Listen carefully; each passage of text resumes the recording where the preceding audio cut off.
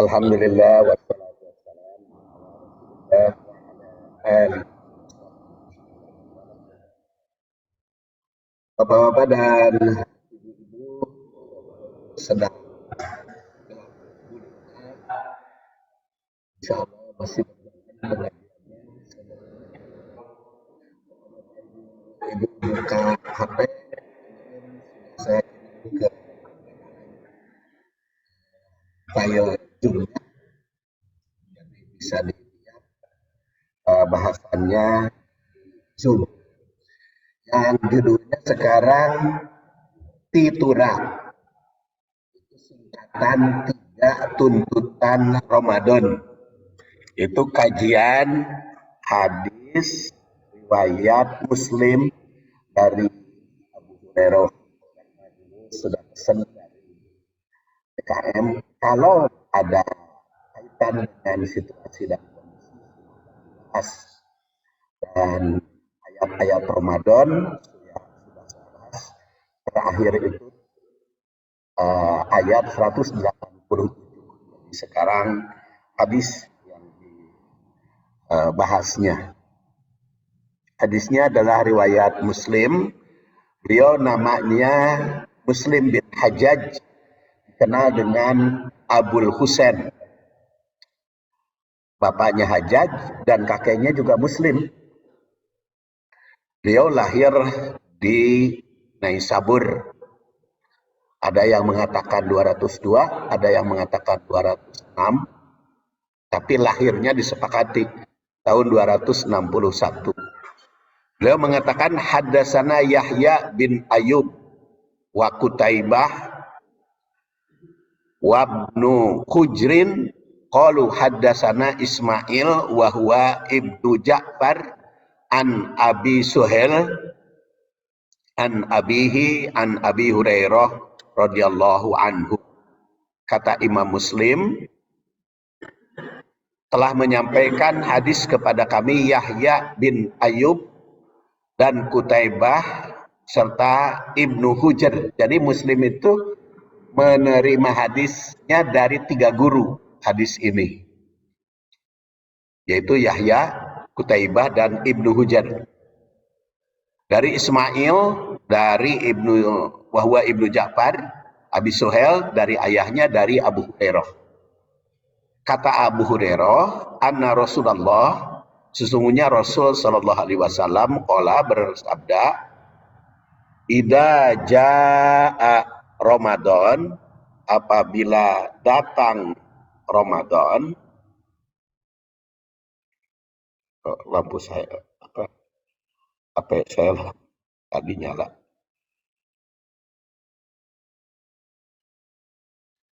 Idza jaa, apabila datang Ramadan, bulan Ramadan, futihat, dibukakan abwabul jannah, pintu surga, wa ghulliqat abwabun nar, dan dikunci, ditutup pintu neraka, wa suffidatis syayatin, dan dibrogol setan. Makanya judulnya 3 tuntutan Ramadan. Apa itu 3 tuntutan Ramadan?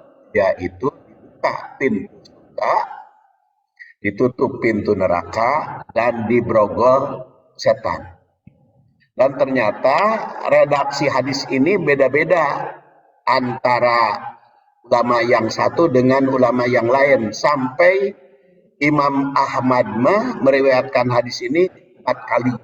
Juga An-Nasai. Dan ini redaksinya nanti bisa bapak-bapak ibu-ibu lihat di buku. Ada yang diawali dengan qad ja'akum Ramadan. Ini masih riwayat Ahmad. Riwayat Ahmad itu 4 kali. Ada yang menggunakan kalimat qad ja'akum Ramadan, syahrun mubarak. Syahrun mubarak yaitu bulan yang diberkati. Jadi kalau kita baca Quran dan hadis, ada syahrul Quran ya, syahrul Ramadan alladzi unzila fihil Quran. Ada syahrun mubarak. Tapi belum saya temukan hadisnya yang mengatakan syahrul haram. Kan di Indonesia mah suka disebut bulan suci. bulan suci Ramadan. Padahal kalau bulan suci kan bulan haram. Bulan haram itu setahun cuma 4. Qodah, Dzulhijjah, Muharram, dan Rajab. Itu bulan suci. Kenapa bulan suci? Karena dilarang perang di bulan-bulan tersebut. Qodah, Dzulhijjah, Muharram, dan Rajab. Kalau di bulan Ramadan mah boleh perang. Contohnya Rasul perang Badar dan juga Futuh Mekah di bulan Ramadan. Tabuk juga. Jadi di bulan Ramadan mah ternyata Rasul juga boleh perang. Makanya tidak disebut Sahrul Haram dan bulan Ramadan tidak disebut bulan suci, tapi bulan barokah kalau berdasar hadis ini. Dan yang nyebut bulan barokah itu di dalam hadis riwayat Ahmad itu ada 3 syahrul mubarok. 1, 2, 3 kali Imam Ahmad menyebut syahrul mubarok. Bukan menyebut Imam Ahmadnya, yang menyebut nama Rasul yang dikutip oleh Imam Ahmad itu 3 hadis yang disabdakan oleh Rasulullah syahrul mubarok. Baru dijelaskan kenapa syahrul mubarok, karena tadi futihat, atau ada juga yang menggunakan dengan tuftahu. Jadi kadang Rasul itu nyebut futihat, kadang-kadang tuftahu, kadang-kadang juga yuftahu fihi abwabul jannah. Itu redaksi hadisnya. Kalau Imam Bukhari awal hadisnya itu idza dakhala syahrul Ramadan. Itu riwayat Bukhari. Futihat abwabul jannah. Yang kedua dan yang pertama abwabus sama. Tapi futihatnya sama. Futihat abwabus sama. Kalau yang kedua abwabul jannah. Kemudian Imam Muslim dengan kalimat idza jaa Ramadan dan idza kana. Yang pertama Muslim itu dengan futihat abwabul jannah, yang kedua futihat abwabul rahmah. Jadi nanti kalau para ustadz menyampaikan hadis ada idza jaa Ramadan, ada idza kana Ramadan, ada juga qad ja'akum Ramadan, ada futihat abwabul jannah, ada yang mengatakan futihat abwabus sama, ada yang mengatakan futihat abwabur rahmah. Itu ada sumbernya, hadisnya, redaksinya. Itu pentingnya kita membandingkan matan atau redaksi hadis. Kalau Imam Tirmidzi menggunakan idza kana awwalul lailah. Jadi apabila malam pertama Ramadan datang, itu sudah futihat sejak malam pertama. Kemudian Imam Nasai idza dakhala syahrul Ramadan. Kemudian Imam Nasai juga meriwayatkan hadis ini 4 kali. Ada idza dakhala, ada atakum Ramadan, ada juga hada. Dan Ibnu Majah itu idza kanat awwalul lailah, sama dengan At-Tirmidzi. Hanya bedanya kalau Ibnu Majah idza kanat, kalau Imam Tirmidzi idza kana awalu. Jadi kalau idza kanat mah yang lailahnya, kalau idza kana ya awalunya. Jadi itu macam-macam redaksi hadisnya. Kemudian saya langsung sanadnya tidak perlu saya uraikan. Sahabat yang meriwayatkan hadis ini ada 2, yaitu Abu Hurairah, yang kita bahas hadis dari Abu Hurairah, yaitu bernama Abdurrahman bin Sohar, yang masuk Islam tahun ke-7 Hijriah. Tapi hadisnya terbanyak. Abu Hurairah itu sahabat Rasul yang paling banyak meriwayatkan hadis. Kemudian selain dari Abu Hurairah juga Anas bin Malik, yaitu yang wafat 93 tahun 93 Hijriah.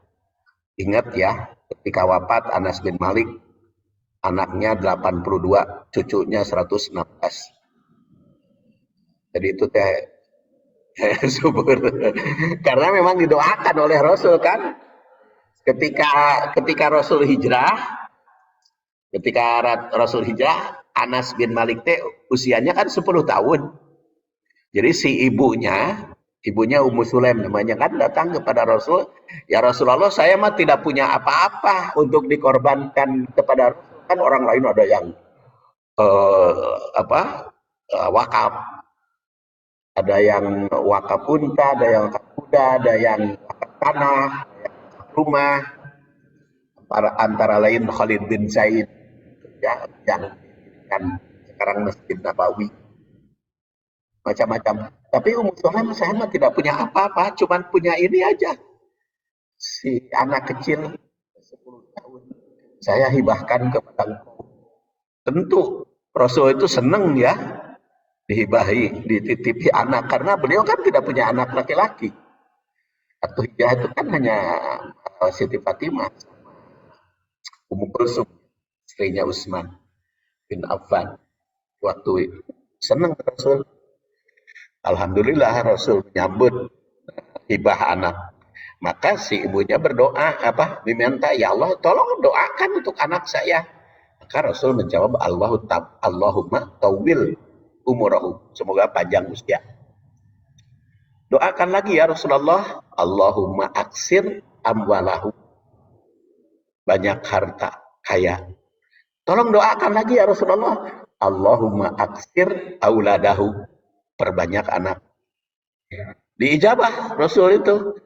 Usianya panjang karena 103 tahun usianya.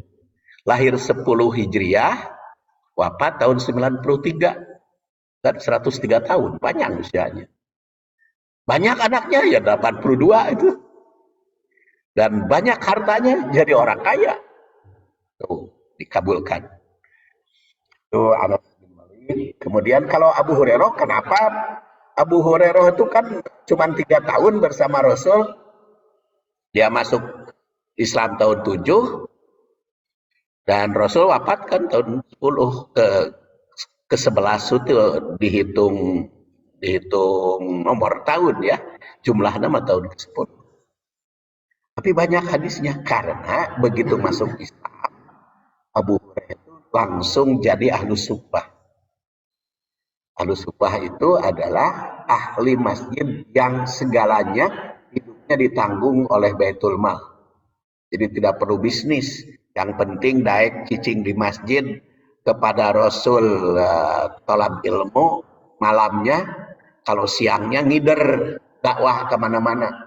Itu tugasnya Abu Hurairah. Dan oleh Rasul sejak awal diperbolehkan Abu Hurairah itu menulis hadis. Kan orang lain mah tidak boleh. Banyak yang tidak boleh, tidak semua. Boleh saja nulis hadis seperti Ali bin Abi Thalib kan. Kemudian Ibnu Abbas itu diperbolehkan nulis hadis. Hanya mayoritas dilarang oleh Rasul menulis hadis oleh orang tertentu. Nah, Abu Hurairah itu dipersilahkan untuk menulis hadis. Jadi apapun yang diperbuat, diucapkan, dan ditindak oleh Rasul itu tahu Abu Hurairah. Sekretaris pribadi Ahlus Suffah bersama para sahabat yang lain. Sehingga dia meriwayatkan hadis sebanyak 5.374. Paling banyak. Ya, nanti Aisyah, karena Aisyah itu istri Rasul yang sudah dibahas riwayatnya. Dan di sini tarikh hadis ini kita ingat bahwa saum Ramadan itu dipadukan tahun kedua. Iya. Yaitu setelah ibadah sholat sempurna. Ibadah sholat kan secara berangsur diturunkannya, mulai dari kumil laila illa qalila, ibadah sholat pertama itu Qiyamul Lail, surat Al-Mujammil.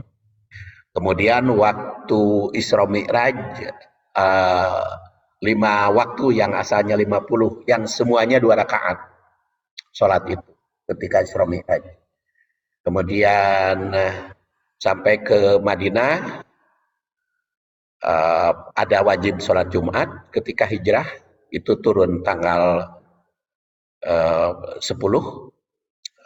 Rabiul Awal ketika hijrah di Bani Sulaim, di Bani Salim. Kemudian sampai ke Madinah, perubahan kiblat ke Masjidil, bukan perubahan ya, kembali ke Masjidil Aqsa kiblatnya. Kemudian 17 bulan kemudian ibadah sholat disempurnakan. Ada yang 4, zuhur, asar, isya. Ada yang tetap 2, subuh, dan 3, maghrib. Nah, setelah sempurna itu, maka ada perintah perang. Itu pada bulan Rajab perintah perangnya. Peristiwa Abdullah bin Jahas diperintahkan perang, kemudian jadi sudah berjalan boleh perang gitu, baru turun perintah saum tanggal 10 Sya'ban. Nah, itu sejarahnya ya. Makanya kalau menurut riwayat Ahmad ada yang mengatakan yubasyiru ashabah qad ja'akum syahrul Ramadan syahrun mubarak. Rasul itu memberikan berita gembira kepada umat datang bulan Ramadan. Hanya wajar kalau hari ini kita berita gembira dengan kedatangan Ramadan. Tapi di medsos banyak hadis maudhu yang diubah-ubah. Ketika bulan Rajab, apabila mengumumkan bulan Rajab, bebas dari neraka. Kemarin Sa'ban juga ada, apabila mengumumkan bulan Sa'ban, bebas dari neraka. Pertengahan Sa'ban juga apabila mengumumkan nisfu Sa'ban. Itu hadis maudhu. Saya berulang mengatakan orang munafik menyusun hadis maudhu sebanyak 14.000. Jadi banyak pisan hadis maudhu. Yang lalu kan ada yang setelah pengajian dengan ibu-ibu, bapak-bapak, ada Ustadz ya yang ngobrol dengan saya, Pak Ustadz kan itu sholat pakai sorban nilainya 700 kali, kan dia pakai sorban. Ya, ingin menekankan.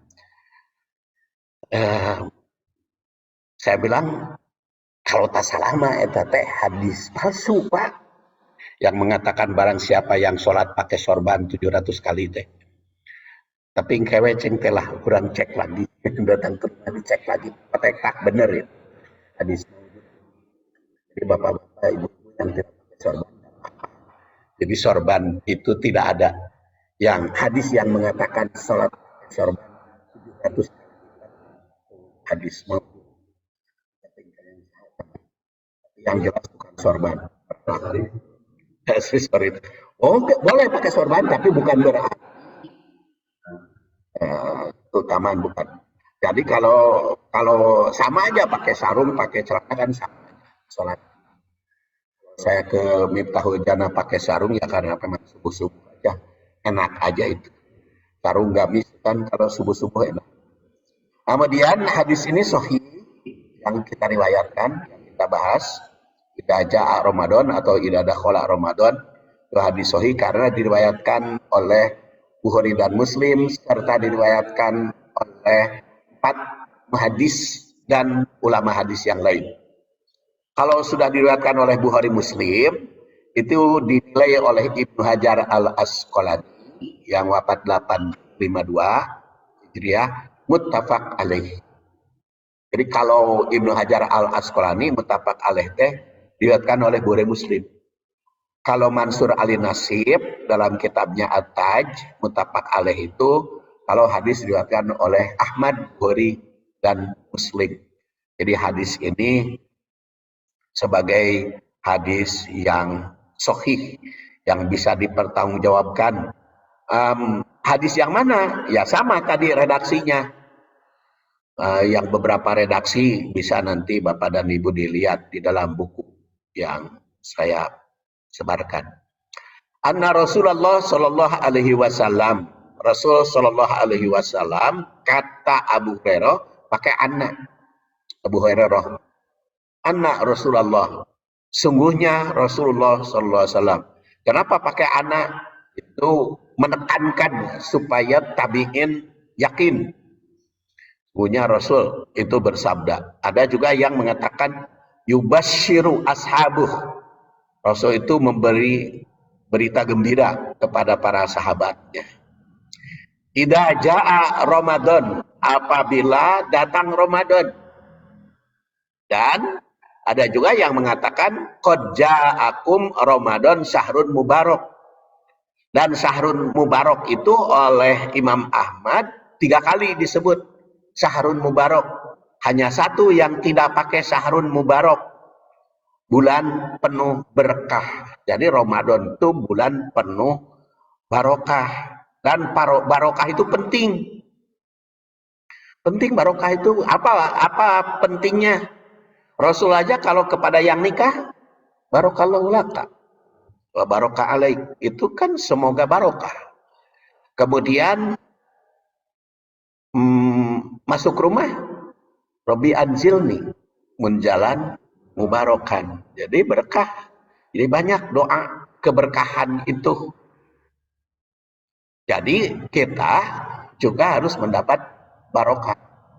Makanya doa kapangan tente barokallahu lakawe eta nu penting mah tong semoga sakinah mawadah warahmah da Rasul tong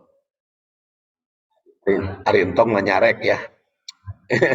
Tamah-tamahan. Jadi barokallahu laka wa barokah alaik mah harus tetap dibaca karena itu adalah contoh dari Rasul ya. Jadi dengan kalimat yang berbeda tadi, Ramadan itu barokah, dan barokah itu harus dicapai oleh kita semua. Apa itu barokah? Ada yang mengatakan ziyadatul khair alal khair, bertambahnya kebaikan dalam kebaikan. Itu diriwayatkan oleh An-Nawawi, diterangkan oleh An-Nawawi dalam Syarah Muslim. Jadi bertambahnya kebaikan di atas kebaikan.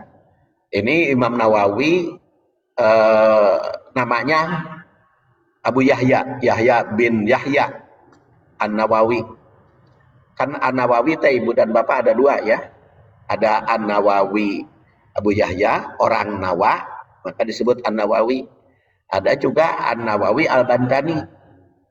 Nah, itu mah orang Banten. Itu hidupnya abad ke-14 dan wafat dalam usia 86 tahun. Itu mah Nawawi Bantani.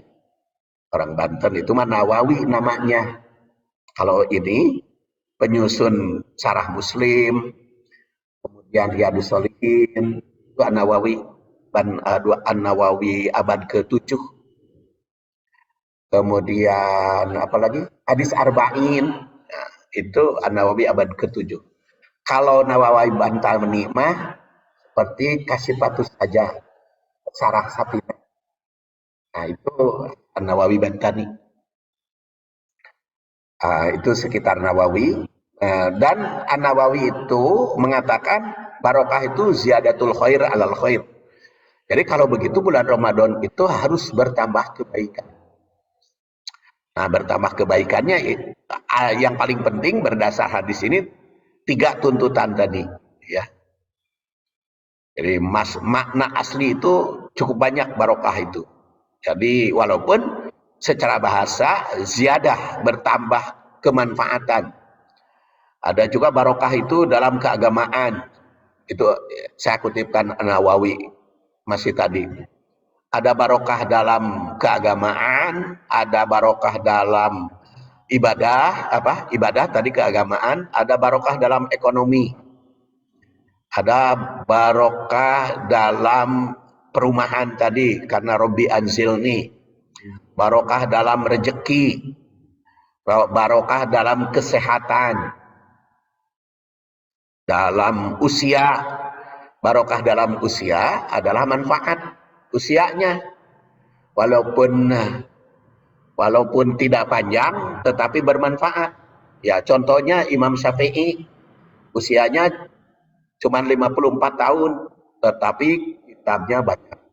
Ada Risalah, ada Al-Hum. Atau Imam Ghazali lahir 450, wafat 505, cuma 50 tahun, 55 tahun tapi bisa ngarang Ihya Ulumuddin.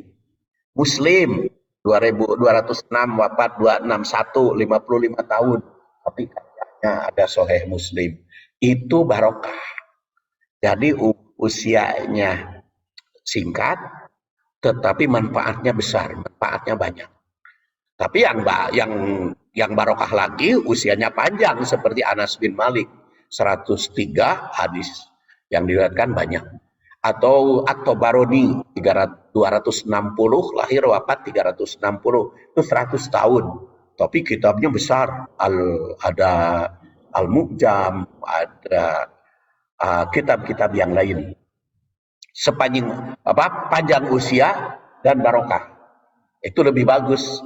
Rasul bersabda, khairun nas atwaluhum a'maran wa ahsanuhum akhlaqan. Sebaik-baik manusia adalah panjang usia dan akhlaknya baik. Berapa panjang usia? Rata-rata umatku antara 60 sampai itu rata-rata. Jadi yang panjang usia itu di atas 70. Bapak-bapak yang usianya di atas 70 itu barang langka, mesti dilestarikan. Itu akhlaknya baik, itu lebih bermanfaat. Itu mubarok ya, barokah. Dan berkah ini kan dianjurkan oleh Rasul. Seperti oleh Al-Quran juga. Kita harus meraih barokah. Seperti dalam kitab, dalam surat Al-An'am 92. Di situ tandaskan hada kitabun anzalnahu mubarak. Itu barokah Quran. Kemudian juga hada kitabun anzalnahu mubarakun fattabi'uh. Itu surat Al-An'am 155. Ada hada dzikrun mubarak anzalnahu fa antum lahu munkirun. Itu surat 21. Surat Al-Anbiya ayat 50. Mubarak. Kemudian kitabun anzalnahu ilaika mubarak. Mubarak supaya dapat berkah di sini diadab baru, harus pandai tadabbur. Waliyatadakkaru dan tadakkur. Ada tadabbur, ada tadakkur. Kalau tadabbur itu mulai dari Al-Quran dan hadis, kaji bagaimana pelaksanaannya di dalam kehidupan, tadabbur. Kalau tadakkur itu dari alam, terus dikembalikan kepada Quran dan hadis, tadakkur. Terus juga di dalam surat Al-A'raf ayat 96 ini paling populer tentang barokah. Walau anna ahlal qura amanu wattaqau la fatahna alaihim barakat minas sama wal ard. Andai kata iman dan takwa maka berkah bakal datang. Ada tadi ayat surat 23 ayat 29 atau surat Al-Mu'minun. Wa qur rabbi anzilni munzalan mubarakan wa anta khairul munzilin. Itu minta barokah di rumah. Jadi kalau begitu meraih barokah itu harus dari rumah dulu barokah. Kemudian air hujan juga barokah. Wa nazzalna minas sama ima'an mubarak. Jadi kalau hujan menimbulkan banjir itu harus diperbaiki kita. Ya, jadi kalau bukan hujannya yang menjadi musibah tetapi menerimanya. Kemudian barokah yang pertama bulan Ramadan, futihat abu-abul jannah. Dibukakan pintu surga. Jadi ibu-ibu, bapak-bapak supaya mendapat barokah, begitu Ramadan tiba kita harus bergembira karena akan merasa masuk surga. Jadi menciptakan surga mulai dari rumah. Jadi begitu Ramadan teh ulah pusing, ulah amak, ulah bebas air. Karena rumahnya harus jadi surga. Di surga itu kan ada kenikmatan di surga itu. Jadi kenikmatan di rumah dibuat. Kalau ada mengalir sungai-sungai di surga itu, jadi bukan harus ada sungai, tetapi kenikmatannya terus-menerus, tidak terputus. Jadi selalu semakin baik, semakin bertambah. Dan itu dari awal sampai akhir. Dalam hadis ini seperti dikemukakan oleh riwayat At-Tirmidzi dan Ibnu Majah. Jadi kalau ada yang mengatakan awalu sahri Ramadan rahmah wa ausatuhu magfirah wa akhiruhu itqun minan nar, 10 pertama rahmah, 10 kedua magfirah, 10 ketiga itqun minan nar, itu mah diriwayatkan Ibnu Abi Dunya. Itu hadisnya palsu, hadisnya munkar. Dikatakan, diriwayatkan juga Tirmidzi, kata At-Tibriji, hadis itu dhaif. Oleh Al-Ukaili dimasukkan ke Ad-Du'afa. Oleh Nasiruddin Albani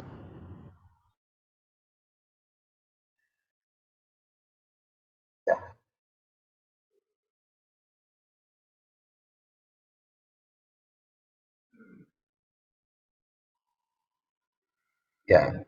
Jadi sejak awal sampai akhir itu rahmat, magfirah dan itqun minan nar itu tetap berjalan, ya. Nah, tadi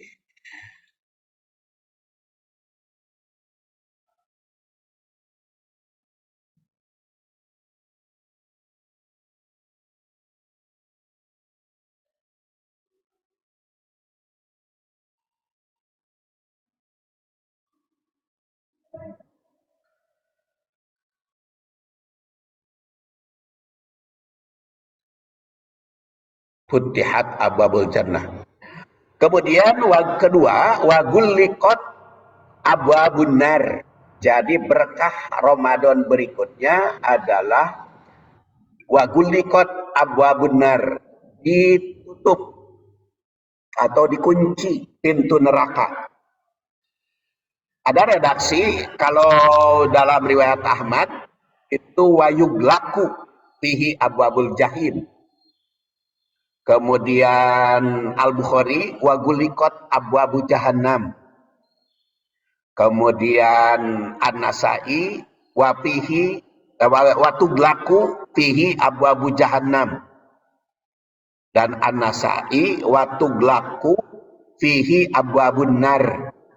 Jadi kalimatnya ada yang menggunakan yuglaku fihi abwabul jahim, ada yang mengatakan gulikot abwabu jahannam, ada yang menggunakan tuglaku fihi abwabul jahim, ada yang menggunakan tuglaku fihi abwabun nar.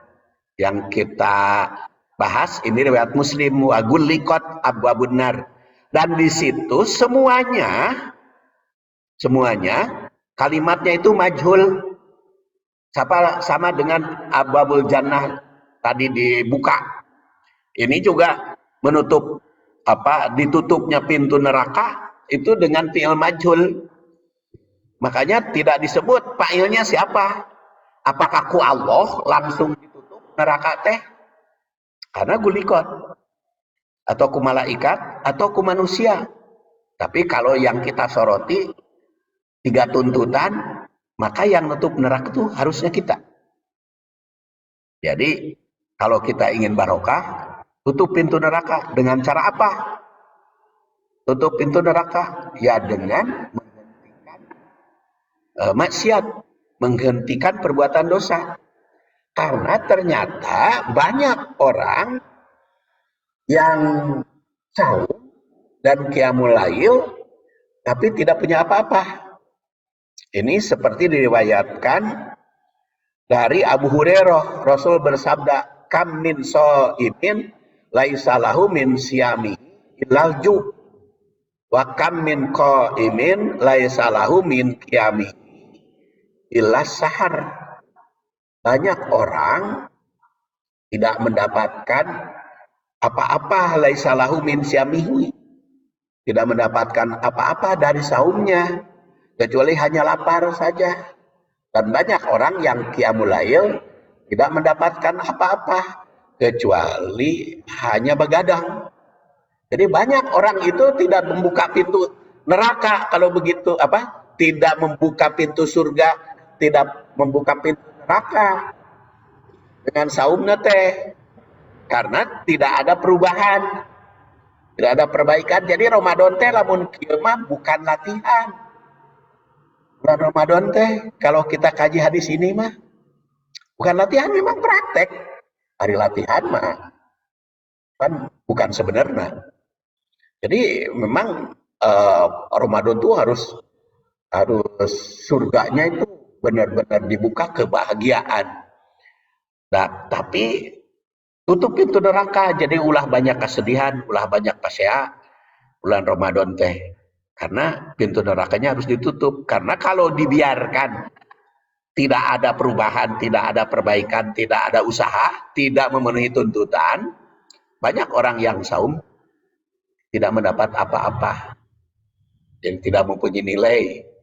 Jadi hadis ini senada dengan sholat Jumat kan, banyak yang datang sholat Jumat, bapak-bapak tidak terdaftar malaikat kehadiran teh, karena periode keempatnya kan periode pertama dapat nilai kurban unta besar.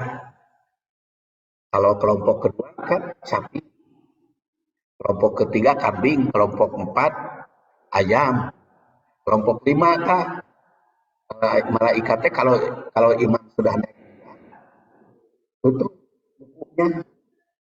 Jadi tidak tercatat di malaikatnya orang teh hadir henteu teh gitu. Anu datangna geus imam naik mimbar mah ditutup bukunya, jadi tidak terdaftar. Jadi kan periode pertama, kedua, ketiga, keempat itu yang terdaftar. Kalau imamnya sudah naik mimbar mah terdaftar. Ini juga saum juga gitu. Jadi banyak yang saum yang mulail tapi tidak dapat apa-apa ya karena tidak ada perubahan. Oleh karena itu kalimatnya juga di dalam hadis ini tuglak atau yuglak atau gulikot, itu semuanya pakai fi'il majhul. Nah, jadi kita yang dituntut untuk menutup pintu neraka itu. Dan kalau di dalam riwayat Ibnu Majah mah dan Ahmad itu rubba so'imin.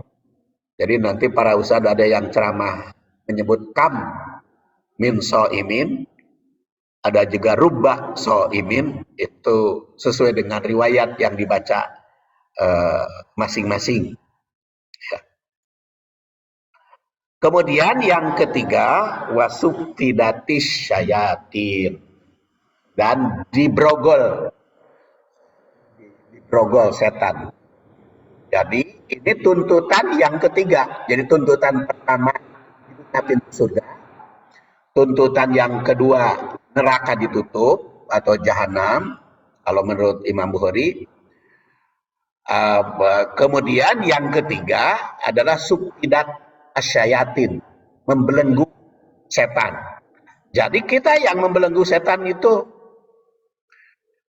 atau ada yang tuglaku fihi syaiton, ada yang sulsilat. Riwayat Muslim yang keduanya sulsilat asyayatin. Jadi ada yang subtidat asyayatin, ada tugollu fihi syayatin, ada sulsilat asyayatin. Dan bagaimana caranya membelenggu setan? Ini sudah dibocorkan oleh Allah kepada kita dalam Quran. Kalau ingin membelenggu setan sehingga setan itu tidak bisa apa-apa, yaitu dengan ikhlas dalam beribadah. Qala rabbi bima agwaitani la uzayyinanna lahum fil ardi wa la ughwiyannahum ajmain illa ibadaka minhumul muhlasin. Kan itu setan, iblis berjanji kepada Allah, oh, ya Tuhanku, aku akan menjadikan kejahatan terasa indah, sehingga berbuat kejahatan di bulan Ramadan karena indah dia tergoda setan.